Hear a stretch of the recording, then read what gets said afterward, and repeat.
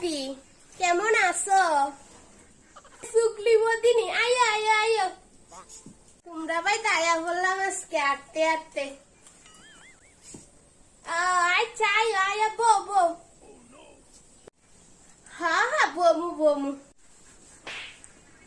আরে আমার ফুলার আজকে এক্সাম আরম্ভ হইছে, তো ওই এক্সামের পরীক্ষা হলে ঢুকাই দিয়া আমি কো কিতা করুম সেখানে এতক্ষণ বইয়া থাম নিজে আই জালাদির বাইর যায় একটু গল্প টল্প শ্বশুর বাড়ির বড় লোকে আলাপ করতে পারলে আমার কাছে এলিগিয়ে এসো।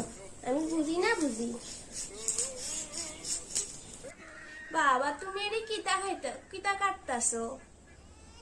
না পনির কাটতাছি আমরা বাড়ি, তারা তো আবার পনির ছাড়া চলেই না, যে মানে সব সময় তারা পনির খাইতে লাগে। আর তুমি তো জানোই পনিরের যে দাম আর যে পনির ছাড়া চলেই না। ও তোমরা বুঝি আবার পনিরও খাও? বাবা উফ কি একটা গরম লাগতেছে।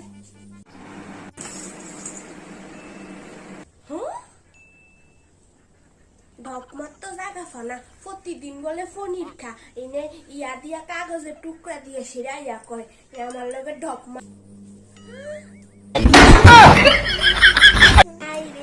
বড় কি সালা দেখাইতাম গেছিলাম ধরা খাইলে যে পনির কাটি না। High high